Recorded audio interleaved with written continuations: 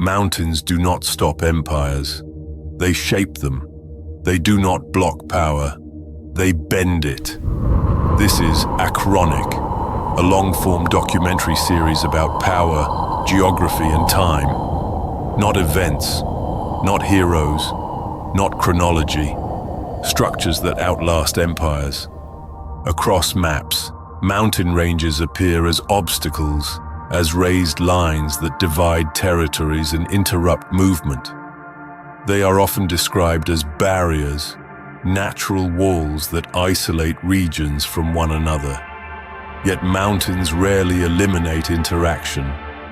What they eliminate is ease, and it is the removal of ease that alters the trajectory of power. An empire expanding across flat land can move in straight lines. Supply, communication, and control follow predictable paths. But when expansion encounters elevation, rhythm changes. Movement slows. Logistics stretch.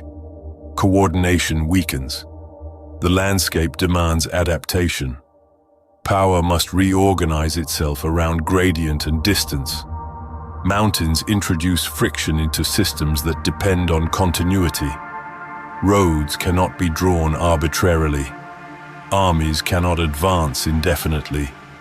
Trade cannot flow without calculation. Elevation forces detours.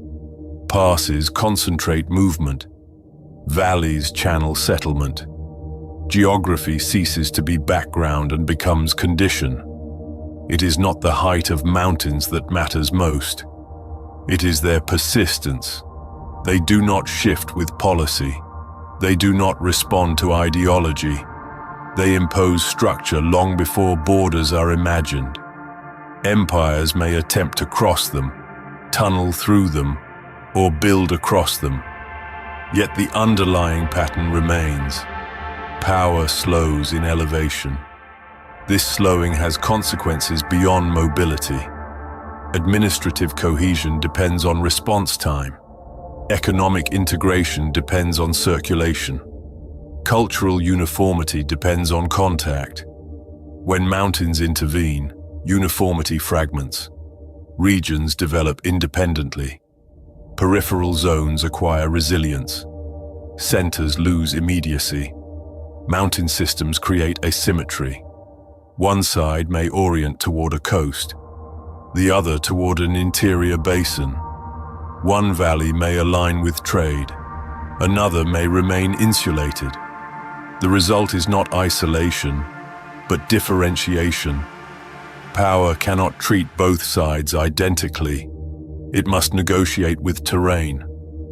Throughout history, major ranges have acted less as walls and more as filters. They do not eliminate passage, they limit it. They reduce access to specific corridors. Whoever understands those corridors gains leverage. Whoever ignores them extends too far. The existence of a pass transforms the surrounding peaks into guardians of flow. Control does not require occupying every summit. It requires knowing where elevation yields. The narrow gap, not the highest ridge, becomes decisive. In this way, mountains operate similarly to straits and choke points. They compress movement into predictable routes. But mountains do something more subtle. They preserve difference. On either side of elevation, systems evolve under distinct pressures. Agricultural patterns shift. Defense strategies adapt. Political units fragment or consolidate depending on access. Over time, these divergences become structural. The mountain does not need to enforce separation.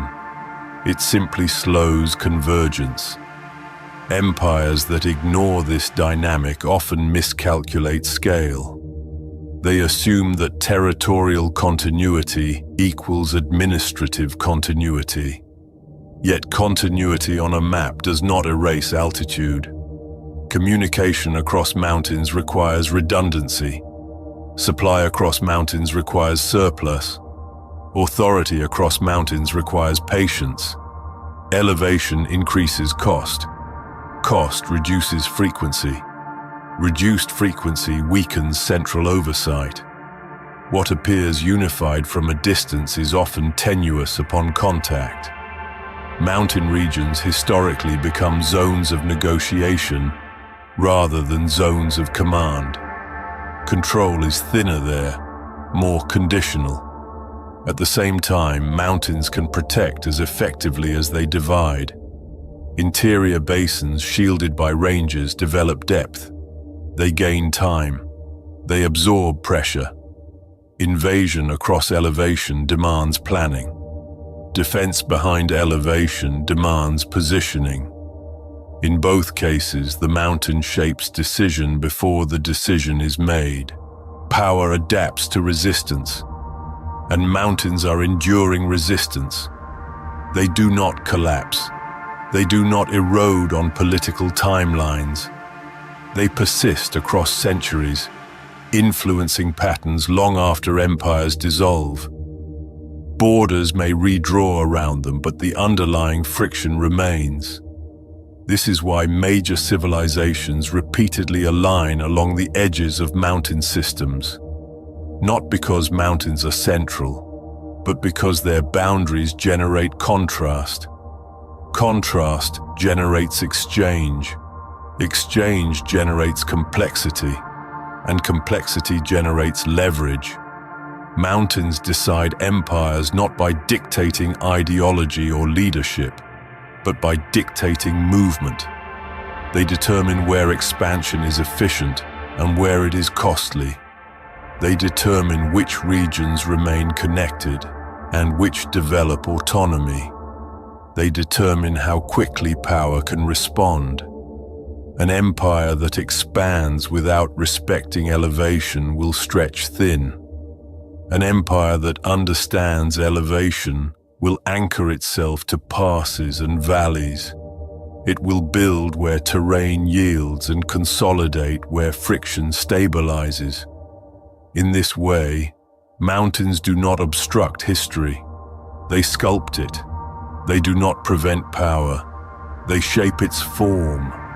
And long after flags fade and capitals shift, the ridgelines remain, quietly determining the limits of ambition, not as barriers, but as conditions.